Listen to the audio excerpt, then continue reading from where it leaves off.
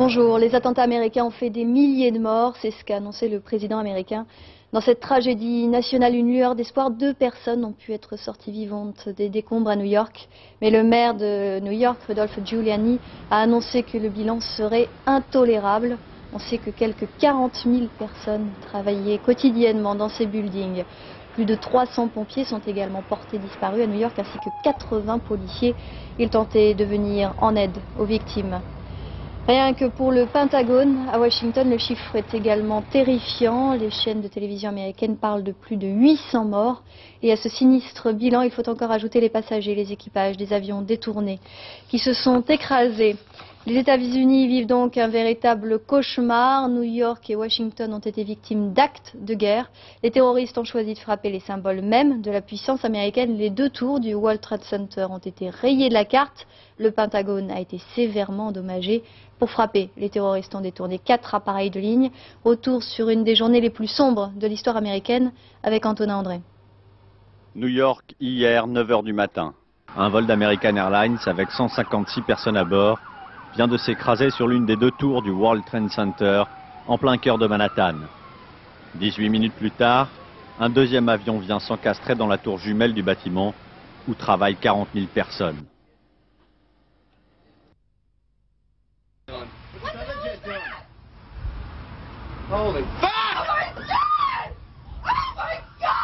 Le World Trade Center est en feu. De la première tour, des employés pris au piège tombent dans le vide. La police a eu à peine le temps de dresser un périmètre de sécurité et de commencer les évacuations lorsque le deuxième crash s'est produit. Au pied de ces 2 tours infernales, la panique s'empare des rues de New York lorsque dans un immense nuage de poussière, la première tour s'écroule. Quelques minutes plus tard, sa jumelle la rejoint dans un amas de décombres.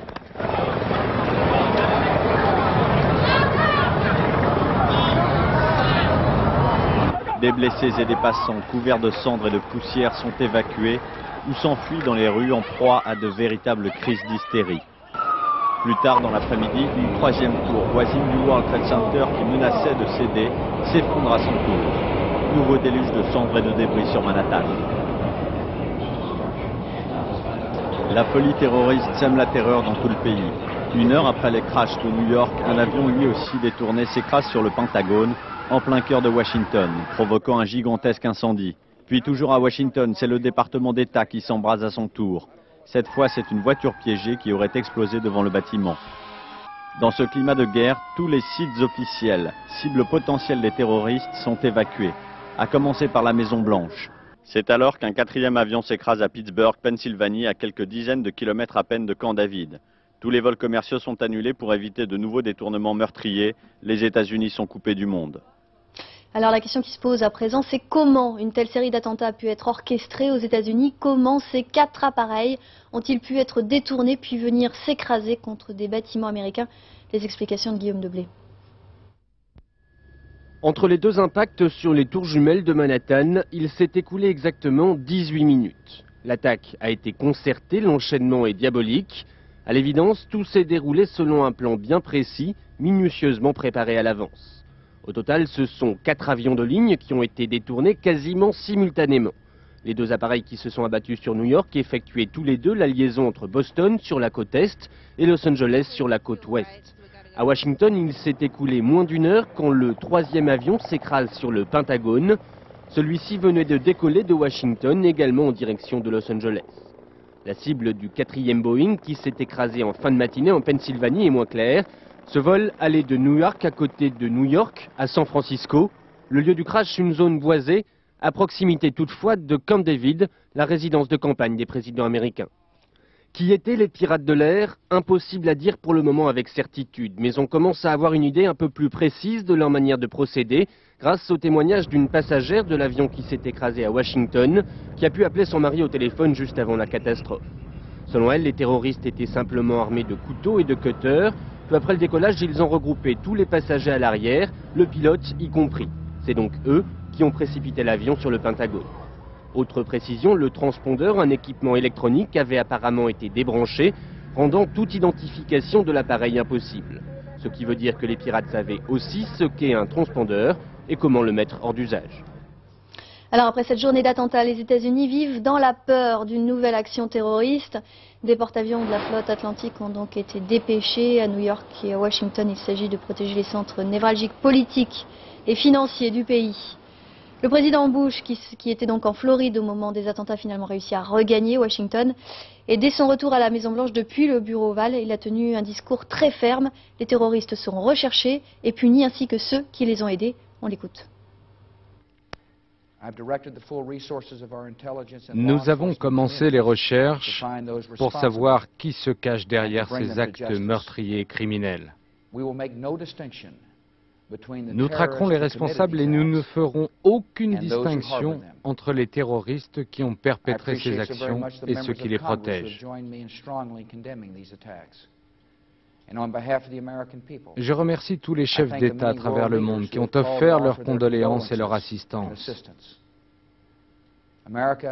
L'Amérique et ses amis et ses alliés vont travailler ensemble pour la paix dans le monde et nous allons gagner cette guerre contre le terrorisme.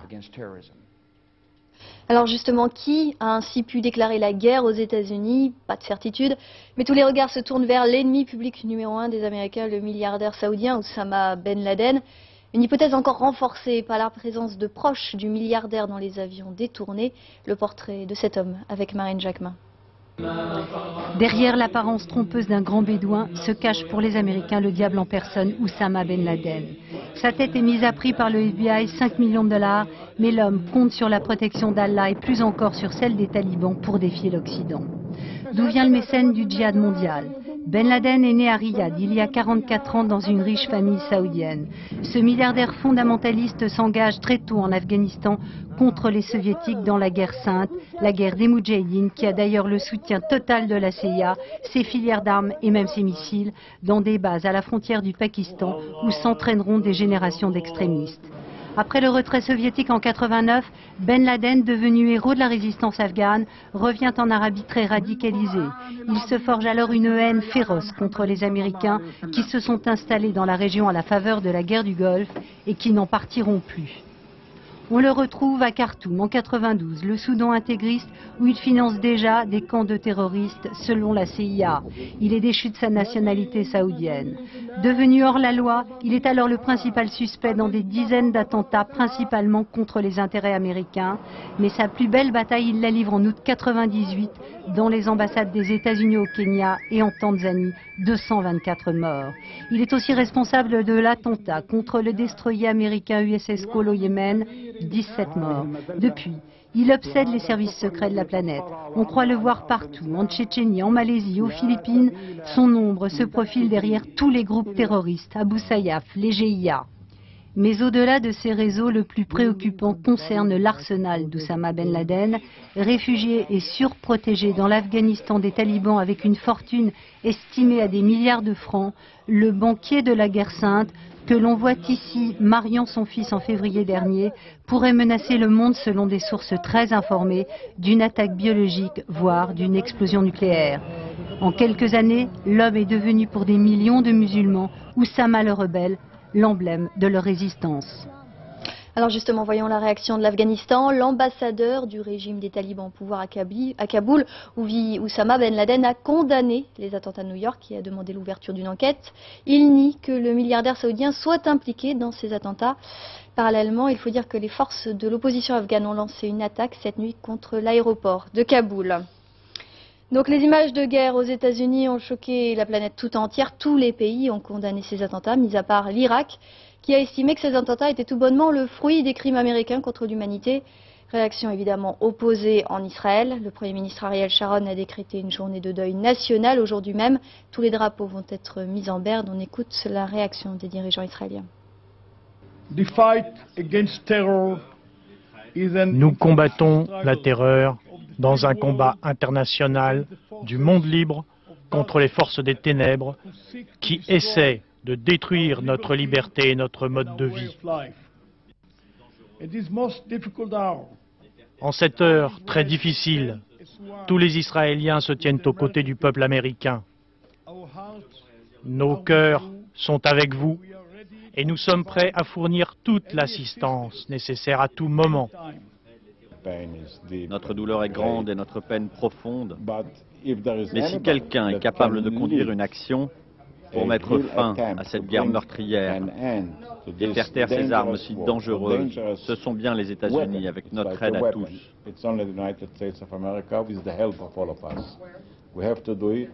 Nous devons réagir le plus tôt possible et nous devons le faire sans retenue et sans compromis. Alors les réactions en Europe, le siège de l'OTAN à Bruxelles et le quartier général des forces alliées ont été mis en état d'alerte maximum. Des avions de combat sont maintenus prêts. Des mesures de sécurité renforcées ont également été adoptées dans la plupart des pays européens. Quant à l'Union européenne, elle tient aujourd'hui à Bruxelles des réunions extraordinaires des ministres des Affaires étrangères, mais aussi du Parlement européen et de la Commission. Donc en France, le président Jacques Chirac comme le Premier ministre Lionel Jospin ont condamné ces attentats. Tout de suite, on écoute le président. Ce qui s'est produit aux États-Unis nous concerne tous. La France sait qu'on ne peut lutter efficacement contre le terrorisme que par une action déterminée et collective. Et elle fera ce qui doit être fait. Alors concrètement, le plan Vigipirate renforcé a été déclenché sur le territoire. Dès aujourd'hui, plus d'1 millier de soldats sont déployés dans la capitale. Les explications de Ludovic Stein. Après une heure de réunion de crise dans le bureau de Lionel Jospin, le ministre de l'Intérieur, Daniel Vaillant, sort enfin. Le Premier ministre vient d'ores et déjà de décider le déclenchement du plan Vigipirate renforcé. Concrètement, ce sont plus de 1100 soldats supplémentaires affectés devant les lieux sensibles de la capitale. Parmi eux, les soldats du 8e régiment parachutiste d'infanterie de marine, habituellement stationnés à Carcassonne.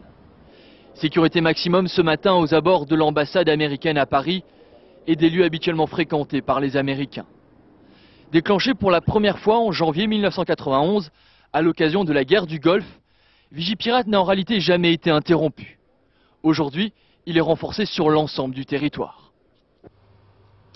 Alors en France, toute la presse ce matin revient sur les attentats dans tous les journaux. Les photos de New York et des tours du World Trade Center s'étalent. Donc pour le Parisien, avec cette photo à la une, le monde a tout simplement peur. De son côté, le Figaro estime que c'est une nouvelle guerre qui se met en place. Libération se contente de son côté d'une date, le 11 septembre 2001, une date qui, par l'intrusion de cette violence spectaculaire, marquera l'histoire.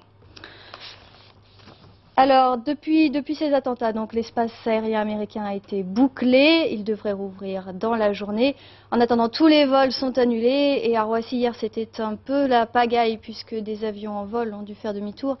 Les passagers n'ont été prévenus que lorsqu'ils ont remis le pied sur le sol français. En bref, le reste de l'actualité, au Proche-Orient, l'armée israélienne a lancé une opération en secteur autonome palestinien. À Jenin, l'opération est à présent terminée. Bilan, un mort et un blessé. D'importants échanges de tirs ont eu lieu. Également un mot de football avec la première journée de la Ligue des Champions. 3 a battu les Slovaques de Ružomberok 6-1 en match aller de la Coupe de l'UEFA. Et le FC Nantes a également signé hier son premier succès de la saison face au PSV Eindhoven sur le score de 4-1. Tout de suite, l'information continue sur LCI et bien sûr toute la journée. Nous consacrerons une grande partie de notre antenne à la catastrophe qui a touché les États-Unis hier.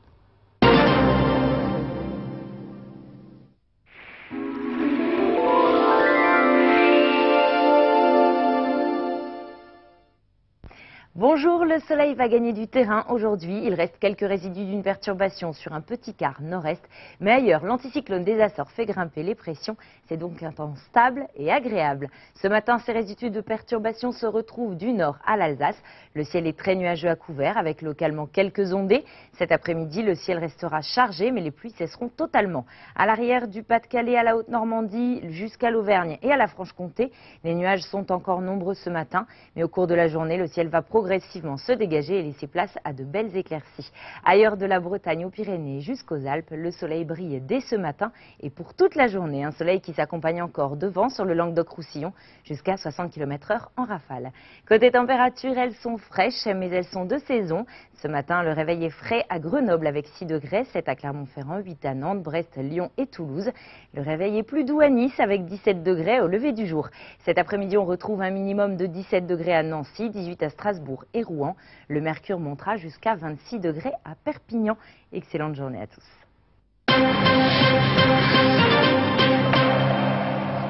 Bonjour, ces dernières informations en provenance des États-Unis. 2 survivants ont été sauvés ce matin des décombres du World Trade Center, des miraculés comme l'a annoncé le maire de New York, Rudolph Giuliani.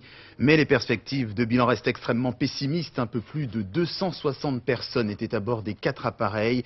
Il faut rappeler que de nombreux sauveteurs ont péri en tentant de faire évacuer les 2 tours avant leur effondrement. Il serait plus de 300 présumés morts et près d'une centaine de portés disparus et jusqu'à 800 dans l'attentat du Pentagone. En tout cas, partout à New York, à Washington, le même constat, le même scénario, des ambulances qui font inlassablement la navette entre les hôpitaux et les sites touchés. Personne n'avance de chiffres précis pour cette catastrophe, mais les networks américains estiment que les morts se compteront par des dizaines de milliers. Rudolph Giuliani, le maire de New York, a indiqué que le chef des pompiers faisait partie des victimes. Il a recommandé à ses administrés de rester chez eux aujourd'hui mercredi. Il est comme les pompiers totalement abasourdi un peu plus de 12 heures après les attentats. Je vous propose de l'écouter. Il est avec un responsable des secours qui s'exprime en premier. Nous savons que des gens sous les décombres sont vivants. Nous en sommes sûrs. Je ne peux pas vous dire combien, mais nous savons que des gens sont bien vivants et nous allons faire tout notre possible pour les sortir de là. Aujourd'hui est véritablement un des jours les plus sombres de la ville et du pays tout entier. La tragédie que nous traversons en ce moment ressemble à nos pires cauchemars, mais nous ne pensions pas que cela puisse un jour arriver. Ce 11 septembre 2001 est donc marqué à jamais dans l'histoire des États-Unis et dans celle du monde, avec ces 2 avions de ligne détournés et lancés tels des projectiles vers les 2 tours jumelles du World Trade Center à New York. C'est un peu le mythe de l'Amérique toute puissante qui a vacillé en même temps que les 2 buildings quand ils se sont effondrés. Rappel des faits avec Géraldine Ponce.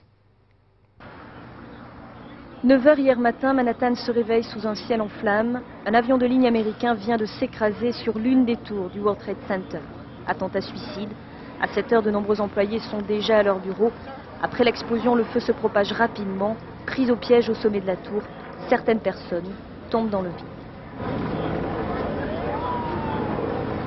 Les secours sont déjà sur les lieux lorsque soudain un autre avion surgit et s'écrase à son tour sur le second édifice.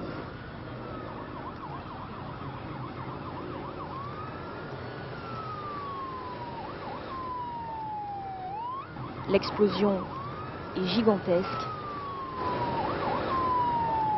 Les 2 bâtiments sont en flammes. Les évacuations des alentours ont à peine commencé que les tours menacent maintenant de céder. Moins d'1 heure après avoir été frappée, la première s'effondre comme un château de cartes. Puis une demi-heure plus tard, c'est sa jumelle qui disparaît aussi, dans un fracas assourdissant de verre, d'acier et de béton.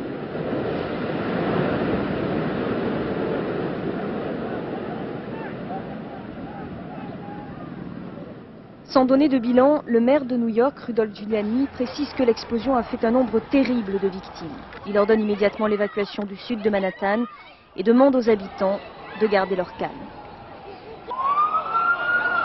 Mais dans les rues, c'est la panique. Les passants sont en proie à des crises d'hystérie. D'autres s'enfuient en criant. Le chaos est total. Les blessés sont évacués. Mais ils sont si nombreux que les hôpitaux new-yorkais sont vite submergés et multiplient les appels aux infirmières et médecins pour se porter volontaires. Quelques heures plus tard, le quartier le plus moderne du monde est méconnaissable, vision d'apocalypse. Manhattan est recouvert d'un immense nuage de poussière, le sol jonché de milliers de tonnes de débris. Et le drame se poursuit. Soudain, un 3e immeuble proche du World Trade Center tombe à son tour, causant un énorme brasier. Les secours new-yorkais sont dépassés, partout sous les gravats fumants d'éventuelles victimes. Ce matin-là, les États-Unis ont été touchés en plein cœur par 2 fanatiques. Ces attentats posent évidemment beaucoup de questions et notamment celle de la fragilité des capitales occidentales face à des attentats de ce type. La CIA est montrée du doigt. Pourquoi n'a-t-elle pas pu intercepter au moins l'un des avions? 4 attentats, 4 cibles quasiment simultanées. Ces actions ont été mûrement et minutieusement préparées par leurs auteurs. On revient plus précisément sur le scénario de ces opérations avec Guillaume Debly. Entre les deux impacts sur les tours jumelles de Manhattan, il s'est écoulé exactement 18 minutes. L'attaque a été concertée, l'enchaînement est diabolique. À l'évidence, tout s'est déroulé selon un plan bien précis, minutieusement préparé à l'avance. Au total, ce sont 4 avions de ligne qui ont été détournés quasiment simultanément. Les deux appareils qui se sont abattus sur New York effectuaient tous les deux la liaison entre Boston sur la côte est et Los Angeles sur la côte ouest. À Washington, il s'est écoulé moins d'1 heure quand le 3e avion s'écrase sur le Pentagone. Celui-ci venait de décoller de Washington, également en direction de Los Angeles. La cible du 4e Boeing, qui s'est écrasé en fin de matinée en Pennsylvanie, est moins claire. Ce vol allait de New York à côté de New York, à San Francisco. Le lieu du crash, une zone boisée, à proximité toutefois de Camp David, la résidence de campagne des présidents américains. Qui étaient les pirates de l'air? Impossible à dire pour le moment avec certitude, mais on commence à avoir une idée un peu plus précise de leur manière de procéder, grâce au témoignage d'une passagère de l'avion qui s'est écrasé à Washington, qui a pu appeler son mari au téléphone juste avant la catastrophe. Selon elle, les terroristes étaient simplement armés de couteaux et de cutters. Peu après le décollage, ils ont regroupé tous les passagers à l'arrière, le pilote y compris. C'est donc eux qui ont précipité l'avion sur le Pentagone. Autre précision, le transpondeur, un équipement électronique, avait apparemment été débranché, rendant toute identification de l'appareil impossible. Ce qui veut dire que les pirates savaient aussi ce qu'est un transpondeur et comment le mettre hors d'usage.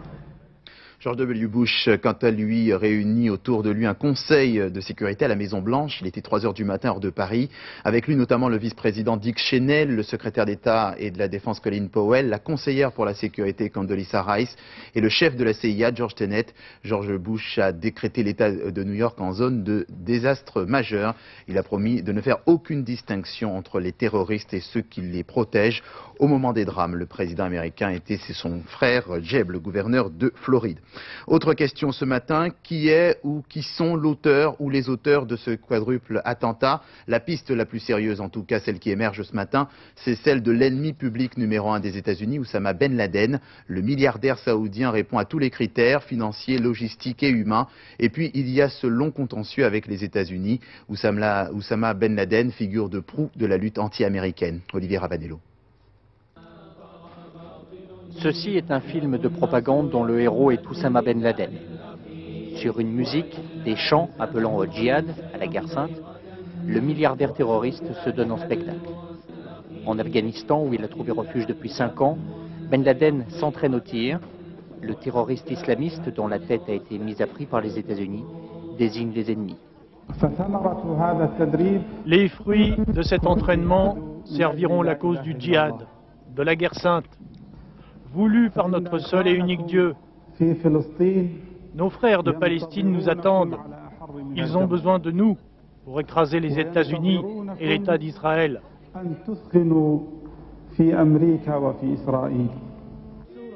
Cette vidéo d'1 heure et demie est un appel à la mobilisation. L'image est là pour démontrer que d'autres ont déjà pris les armes, que face à la première puissance mondiale, Ben Laden a les moyens de ses ambitions. Entraînement dans le camp d'Al-Farouk, dans le désert afghan. Endoctrinement et entraînement militaire des plus jeunes. Simulation d'opération commando. Le film est passé sur Al Jazeera, la chaîne d'information la plus regardée dans le monde arabe.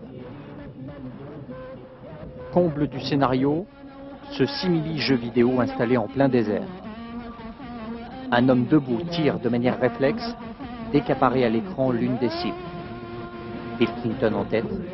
Apparemment, la vidéo date un peu. Mais peu importe, le symbole de la victoire est là. Le navire américain Cole, éventré par une explosion qui a coûté la vie à 17 marins américains. Selon un journal koweïtien, Ben Laden l'aurait revendiqué. Et Islamabad, l'ambassadeur du régime des talibans au pouvoir à Kaboul, où vit Oussama Ben Laden, a condamné les attentats de New York et demandé l'ouverture d'une enquête. Il nie que le milliardaire saoudien soit impliqué dans ces attentats. Parallèlement, les forces de l'opposition afghane ont lancé une attaque cette nuit contre l'aéroport de Kaboul. Outre l'Afghanistan, c'est pratiquement toute la planète qui a unanimement condamné ces attentats, sauf l'Irak. Bagdad estime qu'il s'agit simplement des conséquences des crimes américains contre l'humanité. En Israël, Ariel Sharon a décrété une journée de deuil national aujourd'hui même. Tous les drapeaux vont être mis en berne. Israël qui a par ailleurs fermé ses frontières terrestres avec l'Égypte et la Jordanie. En Europe, Gerhard Schröder en Allemagne parle de déclaration de guerre au monde civilisé. L'Union européenne parle d'actes de barbarie. Et Jacques Chirac en France parle d'épouvantables tragédies. On l'écoute. Ce qui s'est produit aux États-Unis nous concerne tous. La France sait qu'on ne peut lutter efficacement contre le terrorisme que par une action déterminée et collective. Et elle fera ce qui doit être fait. Et dès hier après-midi, le plan Vigipirate renforcé a été mis en place en France. En clair, mobilisation de toutes les forces de sécurité des forces armées pour assurer la protection des Français. Illustration donc sur ces images à Lyon. Et aux États-Unis, le trafic aérien est totalement paralysé ce matin et devrait l'être jusqu'à 18h heure française. Les mesures de sécurité ont également été renforcées un peu partout ailleurs autour des aéroports, notamment à Taïwan, Londres ou encore Rome. Sébastien Borgna. C'est une mesure sans précédent. Depuis hier après-midi, aucun appareil n'atterrit ni ne décolle aux États-Unis. L'aéroport de Los Angeles est évacué, les autres sont complètement paralysés. Les vols à destination de New York, Washington, Atlanta ou Chicago sont annulés ou déroutés vers le Canada. D'un bout à l'autre du pays, des dizaines d'appareils encombrent les pistes et les passagers attendent plusieurs heures avant de pouvoir débarquer. Même scénario à Berlin, Londres et Paris. Dans l'avion, on nous a dit qu'on faisait demi-tour sur la France pour des raisons de sécurité aux États-Unis, mais sans plus d'informations à bord. Donc nous, on a pensé que c'était un problème avec l'appareil. En fait, ils ont commencé par ne rien dire. Les informations arrivaient en français et on a entendu quelques minutes plus tard qu'il y avait un problème à New York. Et ils ne savaient vraiment pas ce qui se passait et on a dû faire demi-tour pour Paris. Et savez-vous quand vous pourrez rentrer sur New York ? Non, ils ne l'ont pas dit, peut-être samedi. Les États-Unis seront coupés du monde jusqu'à au moins 18h ce soir. En attendant, Air France met un numéro vert à la disposition de ses clients, le 0800 800 812. Voilà ce que l'on peut dire de cette affaire. Un mot de la presse ce matin. Tous vos journaux reviennent évidemment sur le drame. Le Figaro parle de la nouvelle guerre, comme vous le voyez ici. Le Parisien dit que le monde a peur, dans son édition spéciale. Et puis François qui parle de terrorisme. Le pire est arrivé. C'est donc l'édition de François de ce matin. Pendant ce temps, au Proche-Orient, l'armée israélienne s'est finalement retirée du secteur autonome palestinien à Jénine ce matin. Cette incursion a fait un mort, un Palestinien. Des chars israéliens ont détruit un bâtiment de la police palestinienne. Un mot de football avec la première journée de la Ligue des Champions. 3 a battu les Slovaques de Ružomberok 6-1, mais là c'est en match aller de la Coupe de l'UEFA. Et puis le FC Nantes, ça c'est en Ligue des Champions, a signé également hier son premier succès de la saison. C'est face aux Néerlandais du PSV Eindhoven, le score 4-1. L'info continue sur LCI et bien sûr toute la journée. Nous consacrerons une grande partie de notre antenne à la catastrophe qui a touché les États-Unis hier. À tout à l'heure.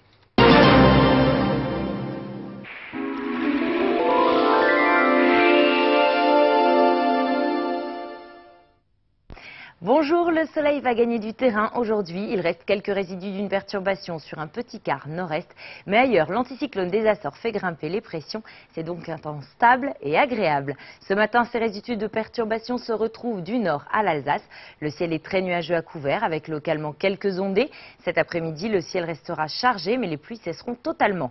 À l'arrière du Pas-de-Calais à la Haute-Normandie jusqu'à l'Auvergne et à la Franche-Comté, les nuages sont encore nombreux ce matin. Mais au cours de la journée, le ciel va progressivement se dégager et laisser place à de belles éclaircies. Ailleurs de la Bretagne aux Pyrénées jusqu'aux Alpes, le soleil brille dès ce matin et pour toute la journée. Un soleil qui s'accompagne encore de vent sur le Languedoc-Roussillon jusqu'à 60 km/h en rafale. Côté température, elles sont fraîches mais elles sont de saison.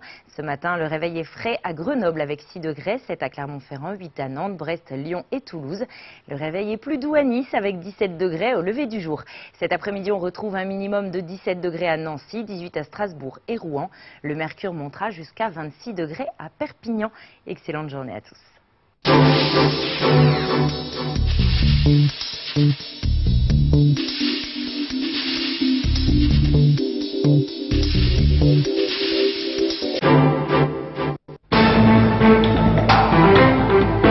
L'information sur LCI, c'est 24 heures sur 24.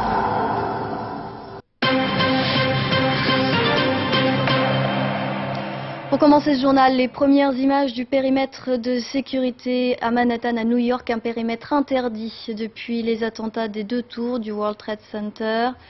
Nous allons voir ces images. Dans ces gravats, les secours sont à pied d'œuvre. Ils recherchent des survivants. 2 personnes ont déjà pu être dégagées. Mais c'est désormais une certitude, les attentats américains ont fait des milliers de morts, c'est ce qu'a annoncé le président américain. Et de son côté, le maire de New York, Rudolph Giuliani, a annoncé que le bilan serait intolérable. On sait que quelques 40 000 personnes travaillaient quotidiennement dans ces buildings. Parallèlement, plus de 300 pompiers sont portés disparus à New York, ainsi que 80 policiers. Ils tentaient de venir en aide aux victimes. Le bilan s'annonce donc monstrueux. Les États-Unis vivent un véritable cauchemar. New York et Washington ont été victimes d'actes de guerre. Les terroristes ont choisi de frapper les symboles même de la puissance américaine, les 2 tours du World Trade Center, qui ont donc été rayées de la carte, et le Pentagone qui a été sévèrement endommagé. Pour frapper, les terroristes ont détourné 4 appareils de ligne. Retour sur une des journées les plus sombres de l'histoire américaine avec Antonin André. New York, hier, 9 h du matin. Un vol d'American Airlines avec 156 personnes à bord vient de s'écraser sur l'une des 2 tours du World Trade Center, en plein cœur de Manhattan. 18 minutes plus tard, un deuxième avion vient s'encastrer dans la tour jumelle du bâtiment, où travaillent 40 000 personnes.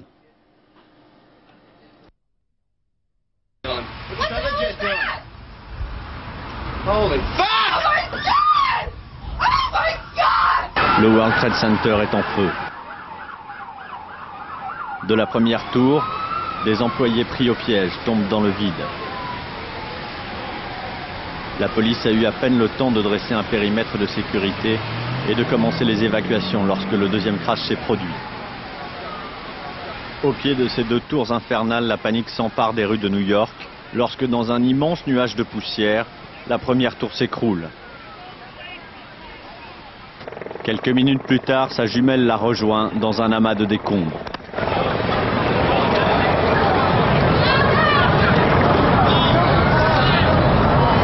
Des blessés et des passants couverts de cendres et de poussière sont évacués ou s'enfuient dans les rues en proie à de véritables crises d'hystérie.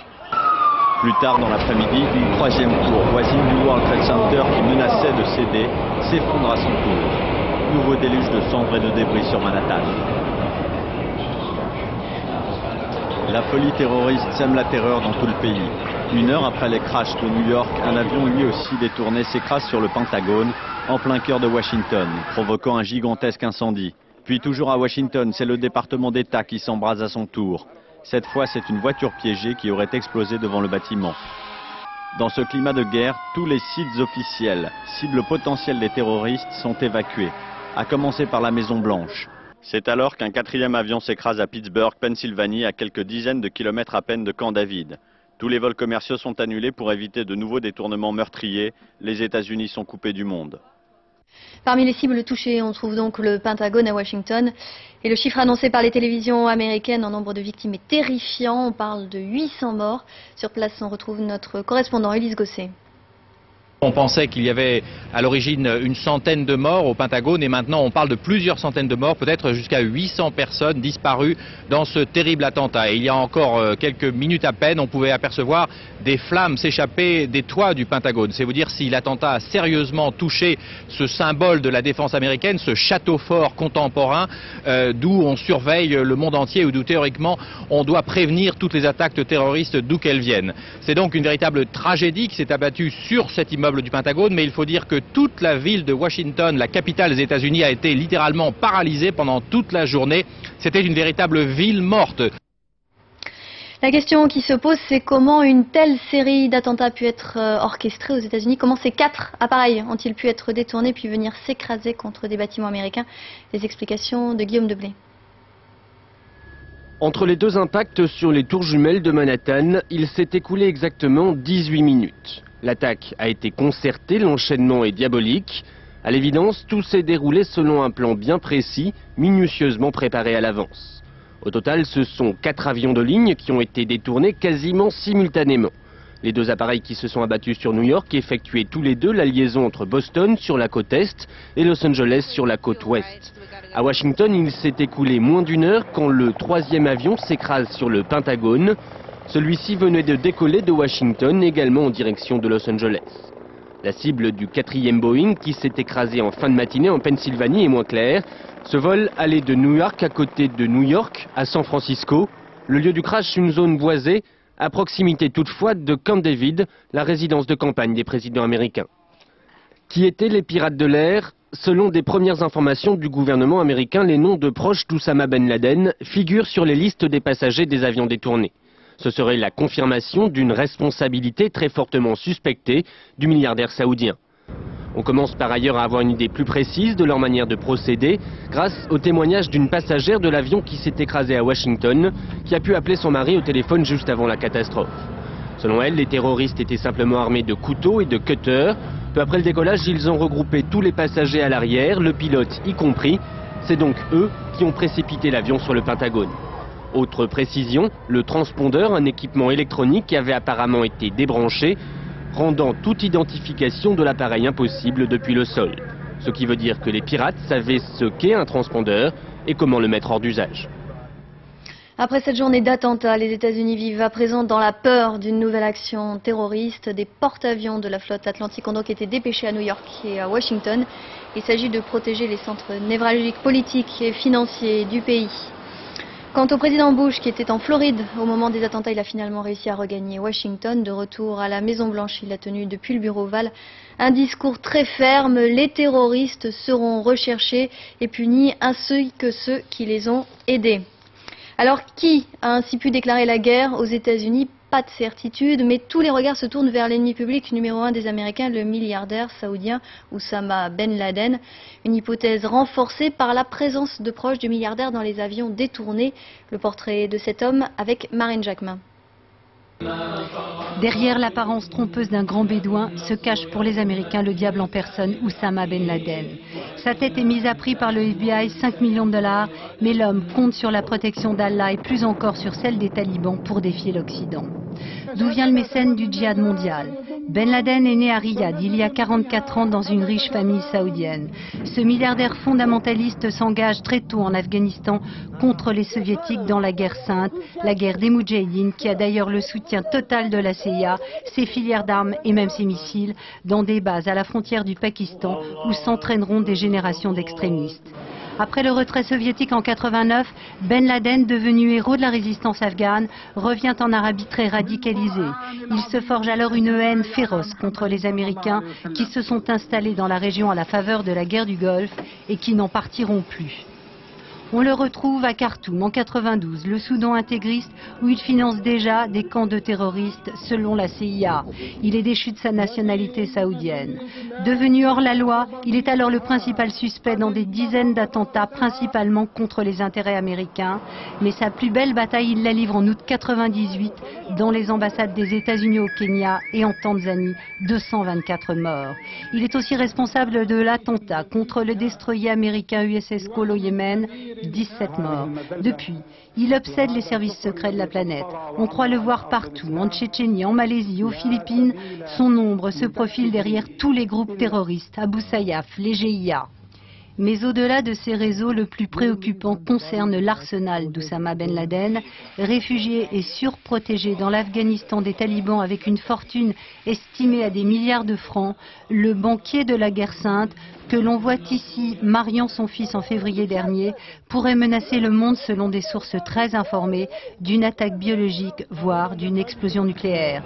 En quelques années, l'homme est devenu pour des millions de musulmans, Oussama le rebelle, l'emblème de leur résistance. Alors justement, la réaction de l'Afghanistan, l'ambassadeur du régime des talibans au pouvoir à Kaboul, où vit donc Oussama Ben Laden, a condamné les attentats de New York et a demandé l'ouverture d'une enquête. Il nie que le milliardaire saoudien soit impliqué dans ces attentats. Parallèlement, les forces de l'opposition afghane ont lancé la nuit dernière une attaque contre l'aéroport de Kaboul. Les images de guerre aux États-Unis ont donc choqué la planète entière. Tous les pays ont condamné ces attentats, mis à part l'Irak, qui a estimé que ces attentats étaient tout bonnement le fruit des crimes américains contre l'humanité. Réaction opposée évidemment en Israël. Le Premier ministre Ariel Sharon a décrété une journée de deuil national aujourd'hui même. Tous les drapeaux vont être mis en berne. On écoute la réaction des dirigeants israéliens. Nous combattons la terreur dans un combat international du monde libre contre les forces des ténèbres qui essaient de détruire notre liberté et notre mode de vie. En cette heure très difficile, tous les Israéliens se tiennent aux côtés du peuple américain. Nos cœurs sont avec vous et nous sommes prêts à fournir toute l'assistance nécessaire à tout moment. Notre douleur est grande et notre peine profonde. Mais si quelqu'un est capable de conduire une action pour mettre fin à cette guerre meurtrière et faire taire ces armes si dangereuses, ce sont bien les États-Unis avec notre aide à tous. Nous devons réagir le plus tôt possible et nous devons le faire sans retenue et sans compromis. Réaction également en Europe, le siège de l'OTAN à Bruxelles et le quartier général des forces alliées ont été mis en état d'alerte maximum. Des avions de combat sont maintenus prêts. Des mesures de sécurité renforcées ont également été adoptées dans la plupart des pays européens. Et l'Union européenne tient aujourd'hui à Bruxelles des réunions extraordinaires des ministres des Affaires étrangères, du Parlement européen et de la Commission. Alors en France, le président Jacques Chirac et Lionel Jospin ont évidemment condamné ces attentats. Tout de suite, on écoute le président. Ce qui s'est produit aux États-Unis nous concerne tous. La France sait qu'on ne peut lutter efficacement contre le terrorisme que par une action déterminée et collective. Et elle fera ce qui doit être fait. Concrètement, le plan Vigipirate renforcé a été déclenché sur tout le territoire et dès aujourd'hui, plus d'1 millier de soldats sont déployés dans la capitale. Les explications de Ludovic Stein.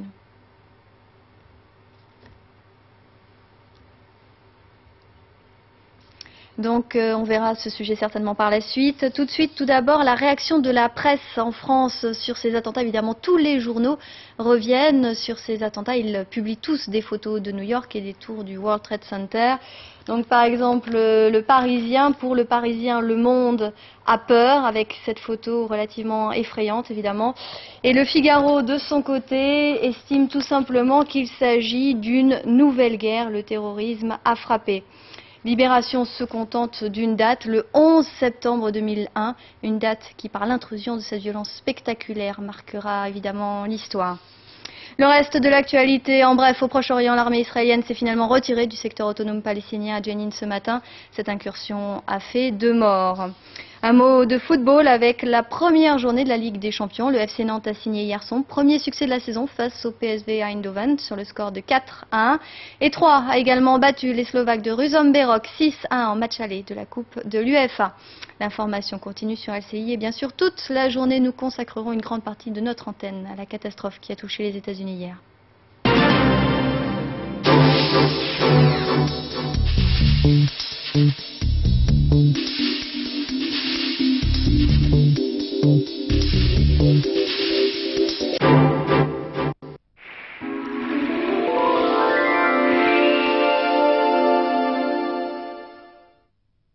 Bonjour, le soleil va gagner du terrain aujourd'hui. Il reste quelques résidus d'une perturbation sur un petit quart nord-est.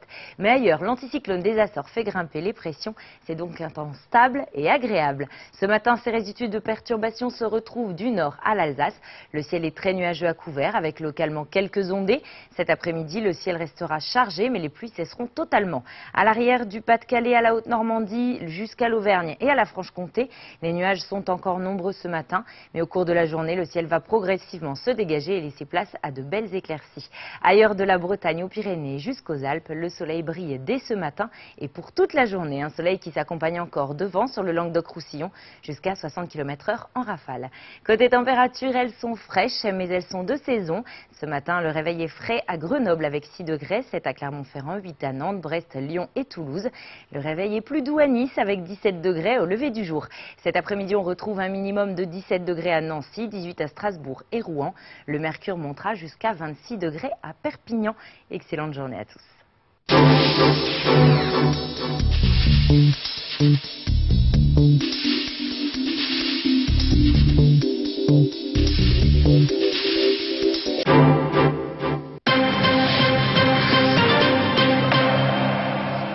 Bonjour, ces dernières informations en provenance des États-Unis. 2 survivants ont été sauvés ce matin des décombres du World Trade Center, des miraculés, comme l'a annoncé le maire de New York, Rudolph Giuliani.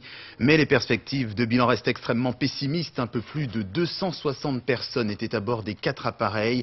Il faut rappeler que de nombreux sauveteurs ont péri en tentant de faire évacuer les 2 tours avant leur effondrement. Il serait plus de 300 présumés morts et près d'une centaine de portés disparus et jusqu'à 800 dans l'attentat du Pentagone. En tout cas, partout à New York, à Washington, le même constat, le même scénario, des ambulances qui font inlassablement la navette entre les hôpitaux et les sites touchés. Personne n'avance de chiffres précis pour cette catastrophe, mais les networks américains estiment que les morts se compteront par des dizaines de milliers. Rudolph Giuliani, le maire de New York, a indiqué que le chef des pompiers faisait partie des victimes. Il a recommandé à ses administrés de rester chez eux aujourd'hui mercredi. Il est comme les pompiers totalement abasourdi un peu plus de 12 heures après les attentats. Je vous propose de l'écouter. Il est avec un responsable des secours qui s'exprime en premier. Nous savons que des gens sous les décombres sont vivants. Nous en sommes sûrs. Je ne peux pas vous dire combien, mais nous savons que des gens sont bien vivants et nous allons faire tout notre possible pour les sortir de là. Aujourd'hui est véritablement un des jours les plus sombres de la ville et du pays tout entier. La tragédie que nous traversons en ce moment ressemble à nos pires cauchemars. Mais nous ne pensions pas que cela puisse un jour arriver. Ce 11 septembre 2001 est donc marqué à jamais dans l'histoire des États-Unis et dans celle du monde, avec ces 2 avions de ligne détournés et lancés tels des projectiles vers les 2 tours jumelles du World Trade Center à New York. C'est un peu le mythe de l'Amérique toute puissante qui a vacillé en même temps que les 2 buildings quand ils se sont effondrés. Rappel des faits avec Géraldine Ponce. 9 h hier matin, Manhattan se réveille sous un ciel en flammes. Un avion de ligne américain vient de s'écraser sur l'une des tours du World Trade Center. Attentat suicide. À 7 h, de nombreux employés sont déjà à leur bureau. Après l'explosion, le feu se propage rapidement. Pris au piège au sommet de la tour, certaines personnes tombent dans le vide. Les secours sont déjà sur les lieux lorsque soudain un autre avion surgit et s'écrase à son tour sur le second édifice.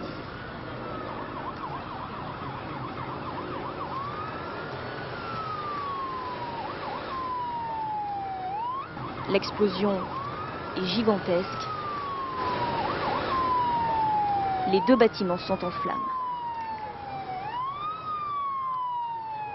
Les évacuations des alentours ont à peine commencé que les tours menacent maintenant de céder. Moins d'1 heure après avoir été frappée, la première s'effondre comme un château de cartes. Puis 1 demi-heure plus tard, c'est sa jumelle qui disparaît aussi, dans un fracas assourdissant de verre, d'acier et de béton.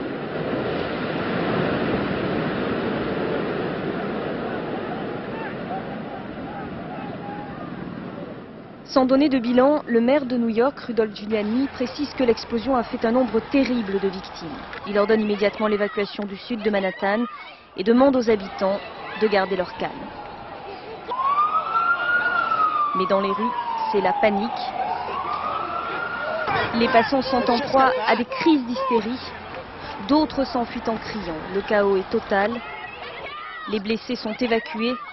Mais ils sont si nombreux que les hôpitaux new-yorkais sont vite submergés et multiplient les appels aux infirmières et médecins pour se porter volontaires.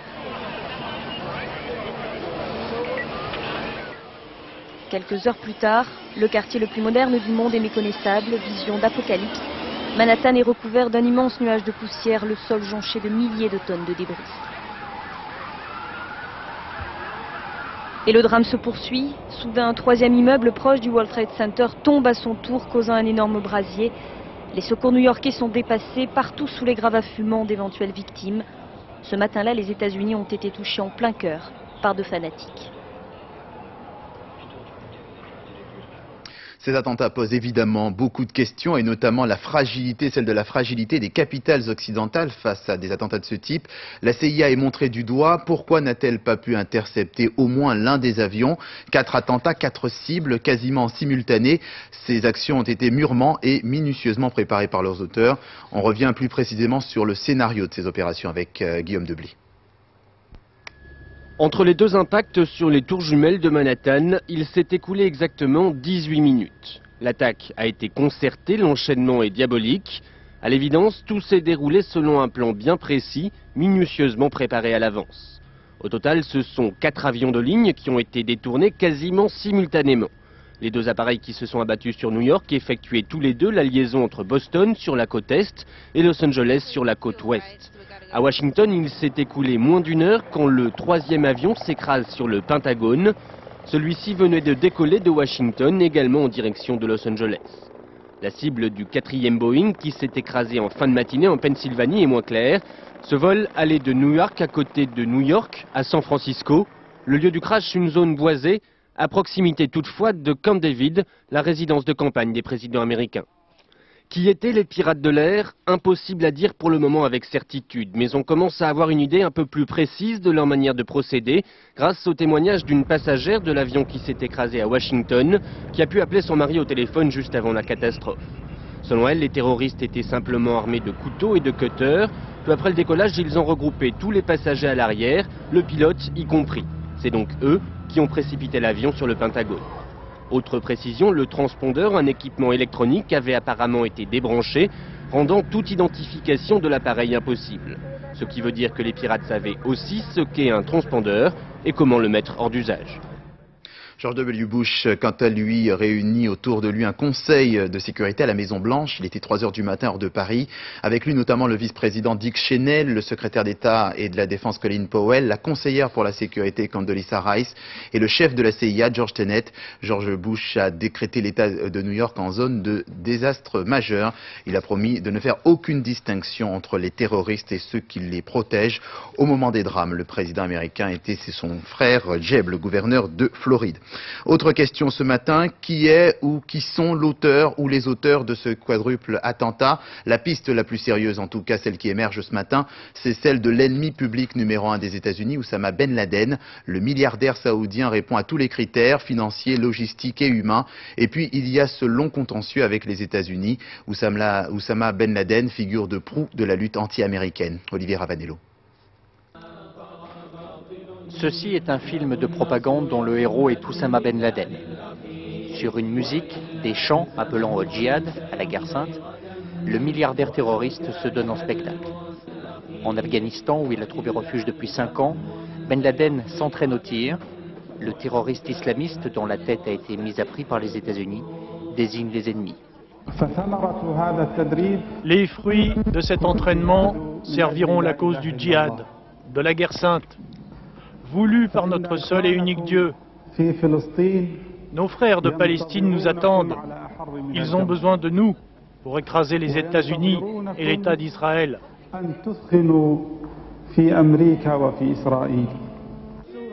Cette vidéo d'1h30 est un appel à la mobilisation. L'image est là pour démontrer que d'autres ont déjà pris les armes, que face à la première puissance mondiale, Ben Laden a les moyens de ses ambitions. Entraînement dans le camp d'Al-Farouk, dans le désert afghan.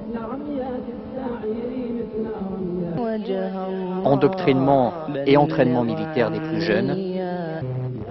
Simulation d'opération commando. Le film est passé sur Al Jazeera, la chaîne d'information la plus regardée dans le monde arabe. Comble du scénario, ce simili-jeu vidéo installé en plein désert. Un homme debout tire de manière réflexe, décapparé à l'écran l'une des cibles. Bill Clinton en tête. Apparemment, la vidéo date un peu. Mais peu importe, le symbole de la victoire est là. Le navire américain Cole, éventré par une explosion qui a coûté la vie à 17 marins américains. Selon un journal koweïtien, Ben Laden l'aurait revendiqué. Et Islamabad, l'ambassadeur du régime des talibans au pouvoir à Kaboul, où vit Oussama Ben Laden, a condamné les attentats de New York et demandé l'ouverture d'une enquête. Il nie que le milliardaire saoudien soit impliqué dans ces attentats. Parallèlement, les forces de l'opposition afghane ont lancé une attaque cette nuit contre l'aéroport de Kaboul. Outre l'Afghanistan, c'est pratiquement toute la planète qui a unanimement condamné ces attentats, sauf l'Irak. Bagdad estime qu'il s'agit simplement des conséquences des crimes américains contre l'humanité. En Israël, Ariel Sharon a décrété une journée de deuil national aujourd'hui même. Tous les drapeaux vont être mis en berne. Israël qui a par ailleurs fermé ses frontières terrestres avec l'Égypte et la Jordanie.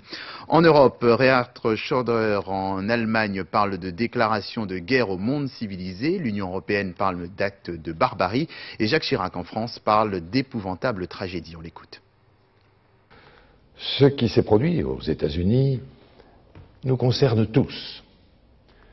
La France sait qu'on ne peut lutter efficacement contre le terrorisme que par une action déterminée et collective.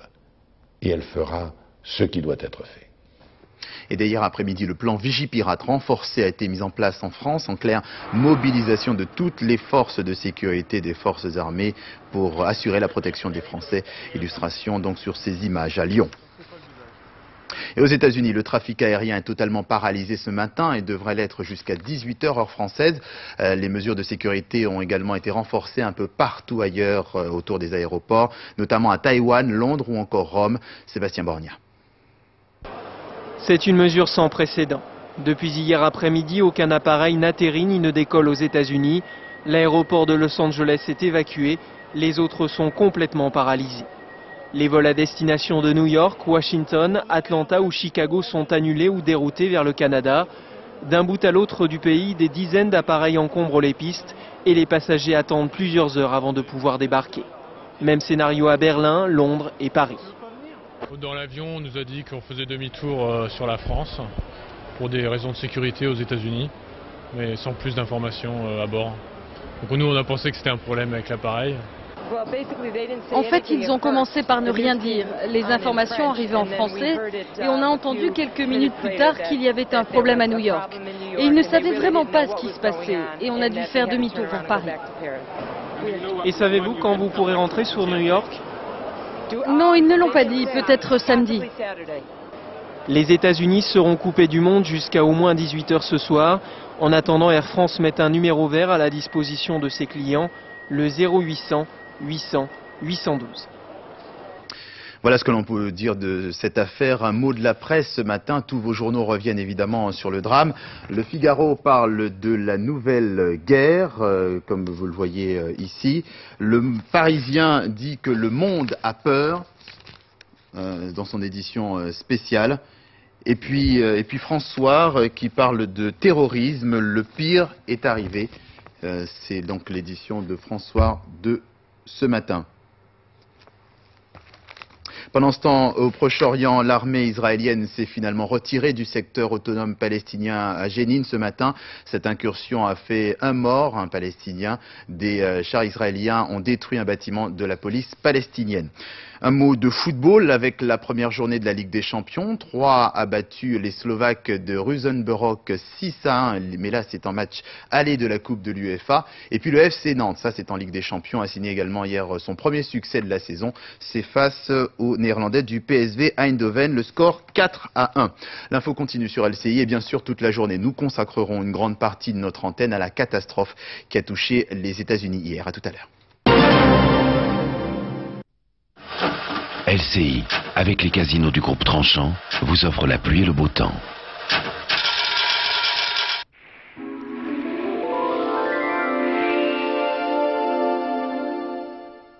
Bonjour, le soleil va gagner du terrain aujourd'hui. Il reste quelques résidus d'une perturbation sur un petit quart nord-est. Mais ailleurs, l'anticyclone des Açores fait grimper les pressions. C'est donc un temps stable et agréable. Ce matin, ces résidus de perturbation se retrouvent du nord à l'Alsace.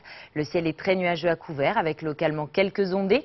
Cet après-midi, le ciel restera chargé mais les pluies cesseront totalement. À l'arrière du Pas-de-Calais, à la Haute-Normandie, jusqu'à l'Auvergne et à la Franche-Comté, les nuages sont encore nombreux ce matin. Mais au cours de la journée, le ciel va progressivement se dégager et laisser place à de belles éclaircies.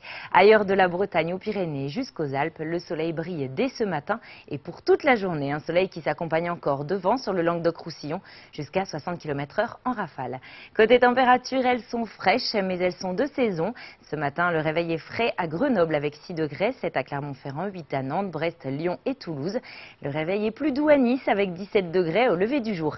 Cet après-midi, on retrouve un minimum de 17 degrés à Nancy, 18 à Strasbourg et Rouen. Le mercure montera jusqu'à 26 degrés à Perpignan. Excellente journée à tous.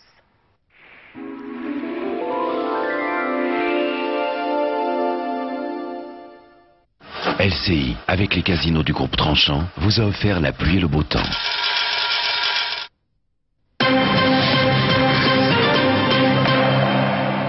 Bonjour, pour commencer ce journal, les premières images du périmètre de sécurité à Manhattan, à New York, un périmètre interdit depuis les attentats des 2 tours du World Trade Center. Dans ces gravats, les secours sont à pied d'œuvre, ils recherchent des survivants. 2 personnes ont déjà pu être dégagées, mais c'est désormais une certitude, les attentats américains ont fait des milliers de morts, c'est ce qu'a annoncé le président américain. Et de son côté, le maire de New York, Rudolph Giuliani, a prévenu que le bilan serait intolérable. On sait que quelques 40 000 personnes travaillaient quotidiennement dans ces buildings. Et plus de 300 pompiers sont également portés disparus à New York, ainsi que 80 policiers ont tenté de venir en aide aux victimes quand les tours se sont affaissées. Les États-Unis vivent donc un véritable cauchemar. New York et Washington ont été victimes d'actes de guerre. Les terroristes ont choisi de frapper les symboles même de la puissance américaine, les 2 tours du World Trade Center qui ont donc été rayées de la carte, mais aussi le Pentagone qui a été sévèrement endommagé. Pour frapper, les terroristes ont détourné 4 appareils de ligne. Retour sur une des journées les plus sombres de l'histoire américaine avec Antonin André. New York, hier, 9 h du matin. Un vol d'American Airlines avec 156 personnes à bord vient de s'écraser sur l'une des 2 tours du World Trade Center, en plein cœur de Manhattan. 18 minutes plus tard, un 2e avion vient s'encastrer dans la tour jumelle du bâtiment, où travaillent 40 000 personnes.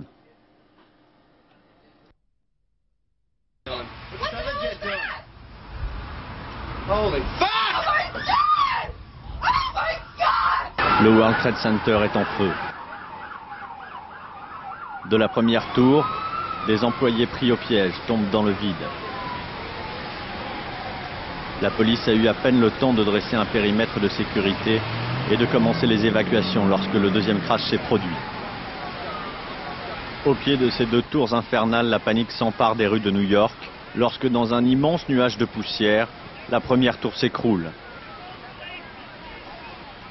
Quelques minutes plus tard, sa jumelle la rejoint dans un amas de décombres.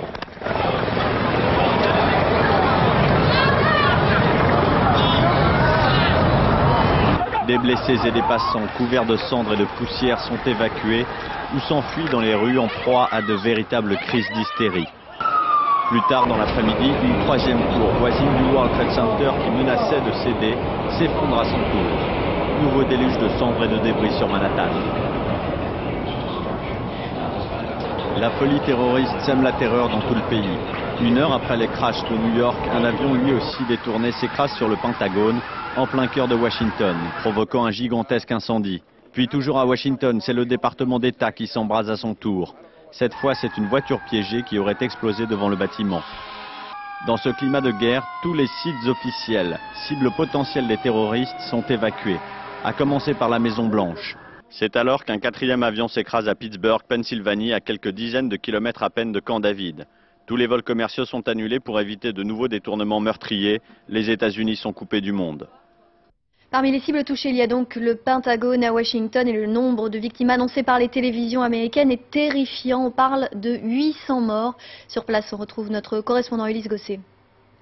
On pensait qu'il y avait à l'origine une centaine de morts au Pentagone et maintenant on parle de plusieurs centaines de morts, peut-être jusqu'à 800 personnes disparues dans ce terrible attentat. Et il y a encore quelques minutes à peine, on pouvait apercevoir des flammes s'échapper des toits du Pentagone. C'est vous dire si l'attentat a sérieusement touché ce symbole de la défense américaine, ce château fort contemporain d'où on surveille le monde entier, ou d'où théoriquement on doit prévenir toutes les attaques terroristes d'où qu'elles viennent. C'est donc une véritable tragédie qui s'est abattue sur cet immeuble du Pentagone, mais il faut dire que toute la ville de Washington, la capitale des États-Unis, a été littéralement paralysée pendant toute la journée. C'était une véritable ville morte. La question qui se pose maintenant, c'est comment une telle série d'attentats peut être orchestrée aux États-Unis. Comment ces 4 appareils ont-ils pu être détournés puis venir s'écraser contre des bâtiments américains? Les explications de Guillaume Deblé. Entre les 2 impacts sur les tours jumelles de Manhattan, il s'est écoulé exactement 18 minutes. L'attaque a été concertée, l'enchaînement est diabolique. À l'évidence, tout s'est déroulé selon un plan bien précis, minutieusement préparé à l'avance. Au total, ce sont 4 avions de ligne qui ont été détournés quasiment simultanément. Les deux appareils qui se sont abattus sur New York effectuaient tous les deux la liaison entre Boston sur la côte est et Los Angeles sur la côte ouest. À Washington, il s'est écoulé moins d'une heure quand le troisième avion s'écrase sur le Pentagone. Celui-ci venait de décoller de Washington, également en direction de Los Angeles. La cible du quatrième Boeing, qui s'est écrasé en fin de matinée en Pennsylvanie, est moins claire. Ce vol allait de New York à côté de New York, à San Francisco. Le lieu du crash, une zone boisée, à proximité toutefois de Camp David, la résidence de campagne des présidents américains. Qui étaient les pirates de l'air? Selon des premières informations du gouvernement américain, les noms de proches d'Oussama Ben Laden figurent sur les listes des passagers des avions détournés. Ce serait la confirmation d'une responsabilité très fortement suspectée du milliardaire saoudien. On commence par ailleurs à avoir une idée plus précise de leur manière de procéder grâce au témoignage d'une passagère de l'avion qui s'est écrasé à Washington, qui a pu appeler son mari au téléphone juste avant la catastrophe. Selon elle, les terroristes étaient simplement armés de couteaux et de cutters. Peu après le décollage, ils ont regroupé tous les passagers à l'arrière, le pilote y compris.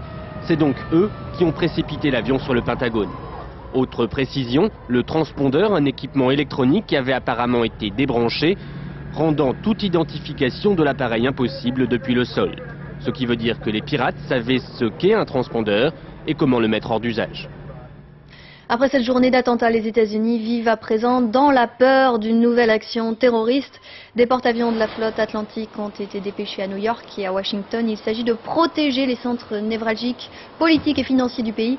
Et justement, la bourse de New York, qui est donc intacte, restera fermée aujourd'hui. Le président Bush, qui se trouvait en Floride au moment des attentats, a regagné Washington hier soir. De retour à la Maison-Blanche, il a tenu un discours très ferme depuis le bureau ovale. Les terroristes seront recherchés et punis, ainsi que ceux qui les ont soutenus. Alors on se demande qui a ainsi pu déclarer la guerre aux États-Unis. Pas de certitude, mais tous les regards se tournent vers l'ennemi public numéro 1 des Américains, le milliardaire saoudien Oussama Ben Laden. Une hypothèse encore renforcée par la présence de proches du milliardaire dans les avions détournés. Le portrait de cet homme avec Marine Jacquemin. Derrière l'apparence trompeuse d'un grand bédouin se cache pour les Américains le diable en personne, Oussama Ben Laden. Sa tête est mise à prix par le FBI, 5 millions de $, mais l'homme compte sur la protection d'Allah et plus encore sur celle des talibans pour défier l'Occident. D'où vient le mécène du djihad mondial? Ben Laden est né à Riyad il y a 44 ans dans une riche famille saoudienne. Ce milliardaire fondamentaliste s'engage très tôt en Afghanistan contre les soviétiques dans la guerre sainte, la guerre des Moudjahidines, qui a d'ailleurs le soutien total de la CIA, ses filières d'armes et même ses missiles, dans des bases à la frontière du Pakistan où s'entraîneront des générations d'extrémistes. Après le retrait soviétique en 89, Ben Laden, devenu héros de la résistance afghane, revient en Arabie très radicalisé. Il se forge alors une haine féroce contre les Américains qui se sont installés dans la région à la faveur de la guerre du Golfe et qui n'en partiront plus. On le retrouve à Khartoum en 92, le Soudan intégriste, où il finance déjà des camps de terroristes selon la CIA. Il est déchu de sa nationalité saoudienne. Devenu hors la loi, il est alors le principal suspect dans des dizaines d'attentats, principalement contre les intérêts américains. Mais sa plus belle bataille, il la livre en août 98 dans les ambassades des États-Unis au Kenya et en Tanzanie, 224 morts. Il est aussi responsable de l'attentat contre le destroyer américain USS Cole au Yémen, 17 morts. Depuis, il obsède les services secrets de la planète. On croit le voir partout, en Tchétchénie, en Malaisie, aux Philippines.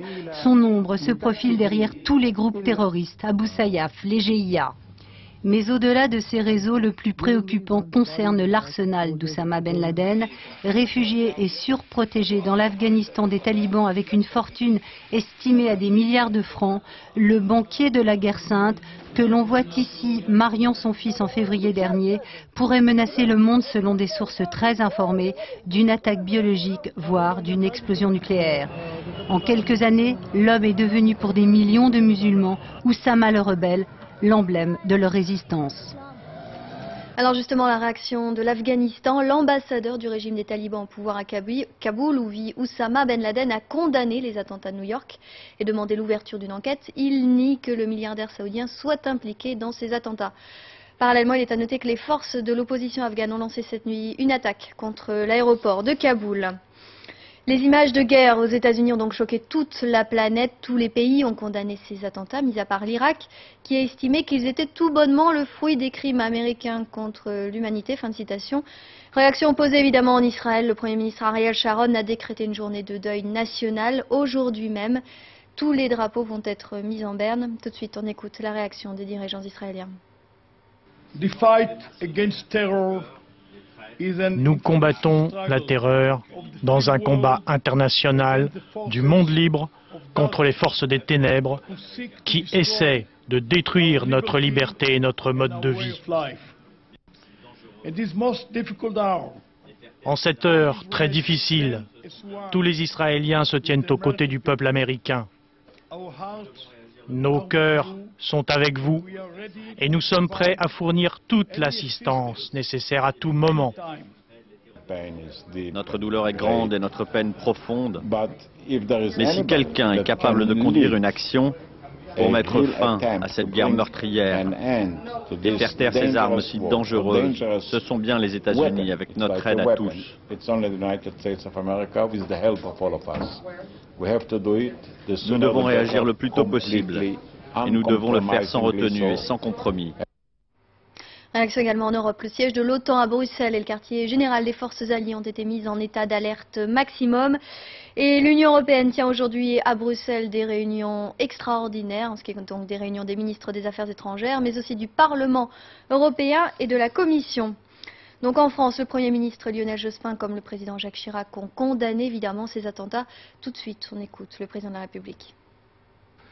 Ce qui s'est produit aux États-Unis nous concerne tous. La France sait qu'on ne peut lutter efficacement contre le terrorisme que par une action déterminée et collective. Et elle fera ce qui doit être fait. Alors concrètement, le plan Vigipirate renforcé a été déclenché sur le territoire français. Dès aujourd'hui, plus d'1 millier de soldats sont déployés dans la capitale. Les explications de Ludovic Stein. Après une heure de réunion de crise dans le bureau de Lionel Jospin, le ministre de l'Intérieur, Daniel Vaillant, sort enfin. Le Premier ministre vient d'ores et déjà de décider le déclenchement du plan Vigipirate renforcé. Concrètement, ce sont plus de 1100 soldats supplémentaires affectés devant les lieux sensibles de la capitale. Parmi eux, les soldats du 8e régiment parachutiste d'infanterie de marine, habituellement stationnés à Carcassonne. Sécurité maximum ce matin aux abords de l'ambassade américaine à Paris et des lieux habituellement fréquentés par les Américains. Déclenché pour la première fois en janvier 1991, à l'occasion de la guerre du Golfe, Vigipirate n'a en réalité jamais été interrompu. Aujourd'hui, il est renforcé sur l'ensemble du territoire. Alors en France, toute la presse ce matin revient sur les attentats. Dans tous les journaux, comme dans Le Parisien, des photos de New York et du World Trade Center s'étalent. Pour Le Parisien, Le Monde a peur. Le Figaro affirme que c'est tout simplement une nouvelle guerre. Et Libération, dans une édition tout à fait particulière, se contente d'une date, le 11 septembre. Une date qui s'étale sur 2 pages et qui commande donc l'intrusion de cette violence spectaculaire qui marquera l'histoire aux États-Unis. Le reste de l'actualité, en bref, au Proche-Orient, l'armée israélienne s'est finalement retirée du secteur autonome palestinien à Jenin ce matin. Cette incursion a fait 9 morts palestiniens. Des chars israéliens ont détruit un bâtiment de la police palestinienne. Enfin, un mot de football avec la première journée de la Ligue des Champions. Le FC Nantes a signé hier son premier succès de la saison face au PSV Eindhoven sur le score de 4-1. Et Troyes a également battu les Slovaques de Ruzomberok 6-1 en match aller de la Coupe de l'UEFA. Tout de suite, l'information continue sur LCI et bien sûr toute la journée, nous consacrerons une grande partie de notre antenne à la catastrophe qui a frappé les États-Unis hier. LCI, avec les casinos du groupe Tranchant, vous offre la pluie et le beau temps.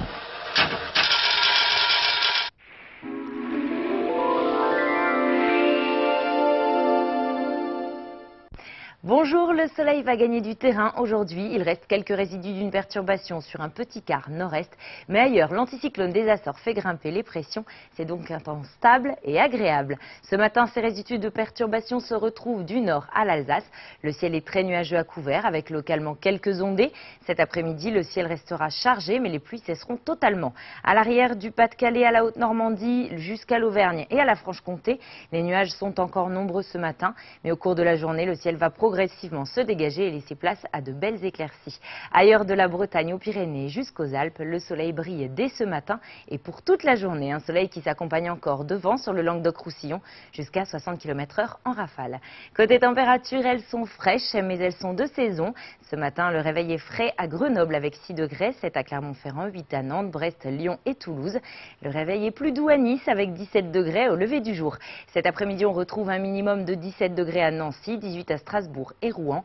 Le mercure montera jusqu'à 26 degrés à Perpignan. Excellente journée à tous.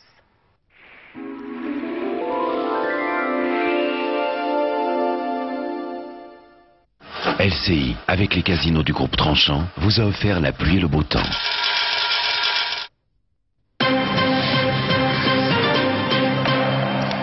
Bonjour et tout d'abord, ces toutes premières images du périmètre de sécurité autour du World Trade Center de Manhattan, ce qui vous donne une idée de l'ampleur des dégâts. C'est dans les environs que 2 survivants ont été sauvés ce matin des décombres. Des miraculés, comme l'a annoncé le maire de New York, Rudolph Giuliani. Personne n'avance de chiffres précis pour cette catastrophe, mais les networks américains estiment que les morts se compteront par des dizaines de milliers. À New York, à Washington, le même constat, le même scénario, des ambulances qui font inlassablement la navette entre les hôpitaux et les sites touchés.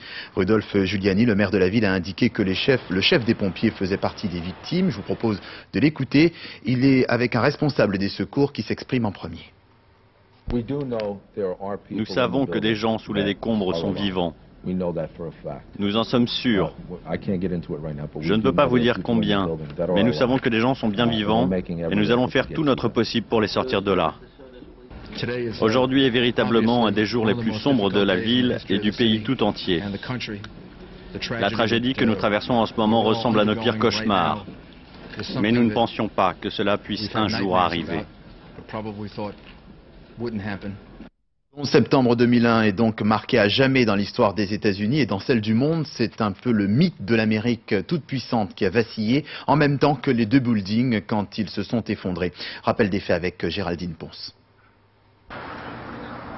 9h hier matin, Manhattan se réveille sous un ciel en flammes. Un avion de ligne américain vient de s'écraser sur l'une des tours du World Trade Center. Attentat suicide. À 7h, de nombreux employés sont déjà à leur bureau. Après l'explosion, le feu se propage rapidement. Pris au piège au sommet de la tour, certaines personnes tombent dans le vide. Les secours sont déjà sur les lieux lorsque soudain un autre avion surgit et s'écrase à son tour sur le second édifice.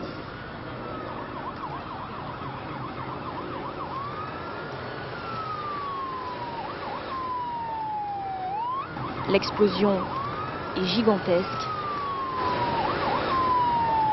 Les 2 bâtiments sont en flammes.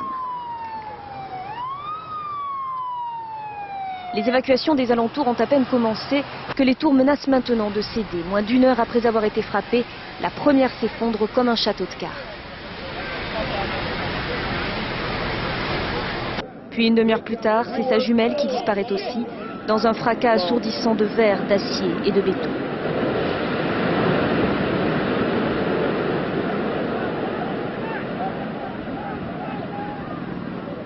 Sans donner de bilan, le maire de New York, Rudolph Giuliani, précise que l'explosion a fait un nombre terrible de victimes. Il ordonne immédiatement l'évacuation du sud de Manhattan et demande aux habitants de garder leur calme. Mais dans les rues, c'est la panique. Les passants sont en proie à des crises d'hystérie. D'autres s'enfuient en criant. Le chaos est total. Les blessés sont évacués. Mais ils sont si nombreux que les hôpitaux new-yorkais sont vite submergés et multiplient les appels aux infirmières et médecins pour se porter volontaires. Quelques heures plus tard, le quartier le plus moderne du monde est méconnaissable, vision d'apocalypse. Manhattan est recouvert d'un immense nuage de poussière, le sol jonché de milliers de tonnes de débris. Et le drame se poursuit. Soudain, un troisième immeuble proche du World Trade Center tombe à son tour, causant un énorme brasier. Les secours new-yorkais sont dépassés, partout sous les gravats fumants d'éventuelles victimes. Ce matin-là, les États-Unis ont été touchés en plein cœur par 2 fanatiques.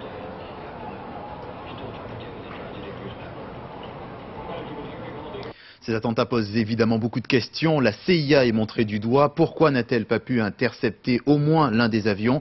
4 attentats, 4 cibles quasiment simultanées. Rien n'a été laissé au hasard. On revient plus précisément sur le scénario de ces opérations avec Guillaume Deblé. Entre les 2 impacts sur les tours jumelles de Manhattan, il s'est écoulé exactement 18 minutes. L'attaque a été concertée, l'enchaînement est diabolique. À l'évidence, tout s'est déroulé selon un plan bien précis, minutieusement préparé à l'avance. Au total, ce sont 4 avions de ligne qui ont été détournés quasiment simultanément. Les 2 appareils qui se sont abattus sur New York effectuaient tous les 2 la liaison entre Boston sur la côte est et Los Angeles sur la côte ouest. À Washington, il s'est écoulé moins d'1 heure quand le 3e avion s'écrase sur le Pentagone.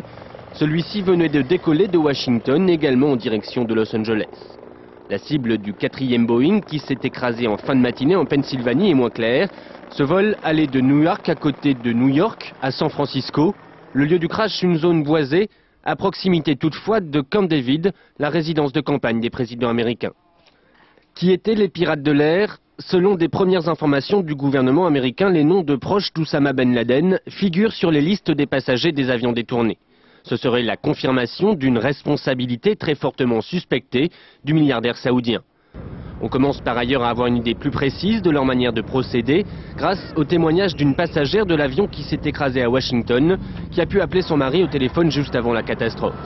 Selon elle, les terroristes étaient simplement armés de couteaux et de cutters. Peu après le décollage, ils ont regroupé tous les passagers à l'arrière, le pilote y compris. C'est donc eux qui ont précipité l'avion sur le Pentagone. Autre précision, le transpondeur, un équipement électronique, avait apparemment été débranché, rendant toute identification de l'appareil impossible depuis le sol. Ce qui veut dire que les pirates savaient ce qu'est un transpondeur et comment le mettre hors d'usage. George W. Bush a quant à lui réuni un conseil de sécurité à la Maison-Blanche. Il a décrété l'État de New York en zone de désastre majeur. Il a d'ores et déjà promis des ripostes. Il ne fera aucune distinction entre les terroristes et ceux qui les protègent. Sur place, Ulysse Gosset. Et le président Bush a été très clair, justice sera faite. Nos armées sont prêtes, a-t-il dit à la nation, à son peuple. Nos armées sont prêtes et elles sont puissantes. Nous sommes en colère, a-t-il dit, mais c'est une colère sans faille. Et il a annoncé donc des représailles, mais pas pour l'instant, car la priorité immédiate, c'est de s'occuper des victimes, de leurs familles, des blessés, d'essayer de secourir des gens. Et on espère que derrière moi au Pentagone, il y aura des survivants, même si pour l'instant, il n'y en a pas. Mais effectivement, il y aura des représailles. Et la phrase importante de George Bush, cela a été « Nous traquerons partout les terroristes, mais nous ne ferons aucune distinction entre ces terroristes et les États ou ceux qui les protègent ». C'est un message, un avertissement et une menace donc qui plane maintenant sur tous ceux qui pourraient abriter ces terroristes. Et bien entendu, on sait que Oussama Ben Laden se réfugie en Afghanistan et qu'il est protégé par le régime des talibans. Autre question ce matin, qui est ou qui sont l'auteur ou les auteurs de ce quadruple attentat? La piste la plus sérieuse ce matin, c'est celle de l'ennemi public numéro 1 des États-Unis, Oussama Ben Laden. Le milliardaire saoudien a les moyens financiers, logistiques et humains pour ces opérations. Marine Jacquemin. Derrière l'apparence trompeuse d'un grand bédouin se cache pour les Américains le diable en personne, Oussama Ben Laden. Sa tête est mise à prix par le FBI, 5 millions de dollars, mais l'homme compte sur la protection d'Allah et plus encore sur celle des talibans pour défier l'Occident. Ben Laden est né à Riyad il y a 44 ans dans une riche famille saoudienne. Ce milliardaire fondamentaliste s'engage très tôt en Afghanistan contre les soviétiques dans la guerre sainte, la guerre des Moudjahidines, qui a d'ailleurs le soutien total de la CIA, ses filières d'armes et même ses missiles, dans des bases à la frontière du Pakistan où s'entraîneront des générations d'extrémistes. Ben Laden, devenu héros de la résistance afghane, revient en Arabie très radicalisé.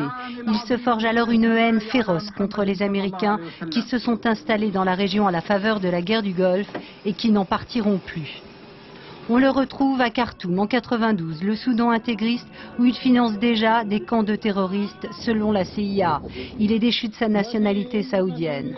Devenu hors la loi, il est alors le principal suspect dans des dizaines d'attentats, principalement contre les intérêts américains.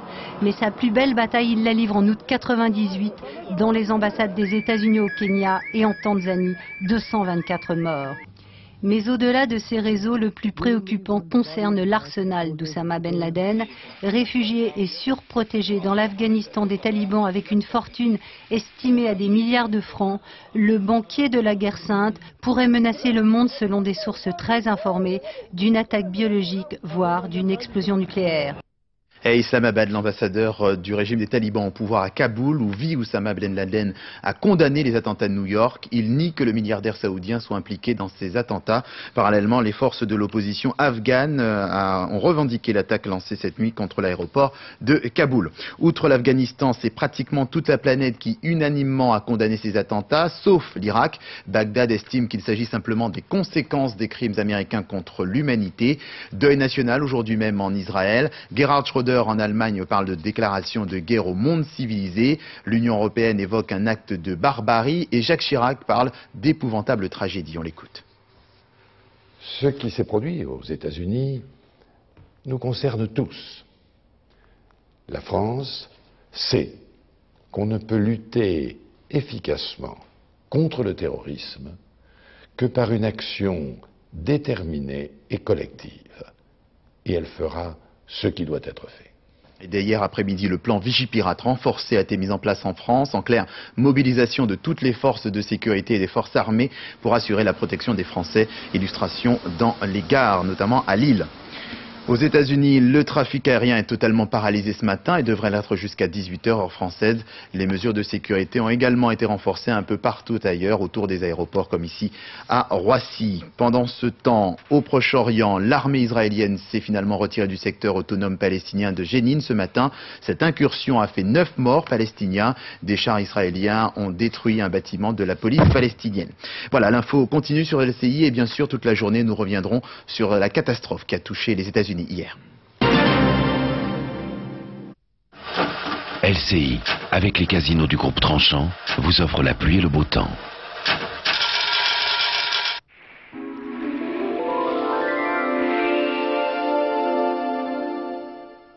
Bonjour, le soleil va gagner du terrain aujourd'hui. Il reste quelques résidus d'une perturbation sur un petit quart nord-est. Mais ailleurs, l'anticyclone des Açores fait grimper les pressions. C'est donc un temps stable et agréable. Ce matin, ces résidus de perturbation se retrouvent du nord à l'Alsace. Le ciel est très nuageux à couvert avec localement quelques ondées. Cet après-midi, le ciel restera chargé mais les pluies cesseront totalement. À l'arrière du Pas-de-Calais à la Haute-Normandie jusqu'à l'Auvergne et à la Franche-Comté, les nuages sont encore nombreux ce matin. Mais au cours de la journée, le ciel va progressivement se dégager et laisser place à de belles éclaircies.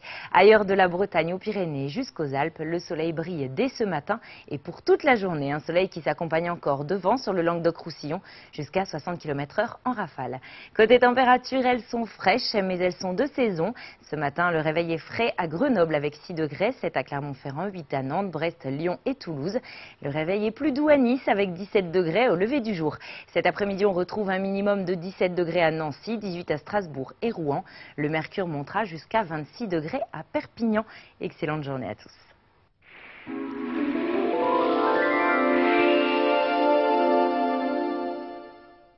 LCI, avec les casinos du groupe Tranchant, vous a offert la pluie et le beau temps.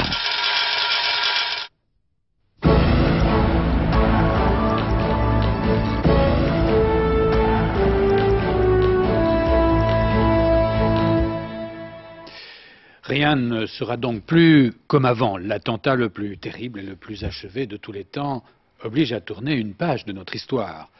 Le plus impressionnant en effet dans ce qui s'est produit hier est la disproportion colossale entre les moyens utilisés par les terroristes pour punir et choquer et les conséquences encore incalculables de leur acte.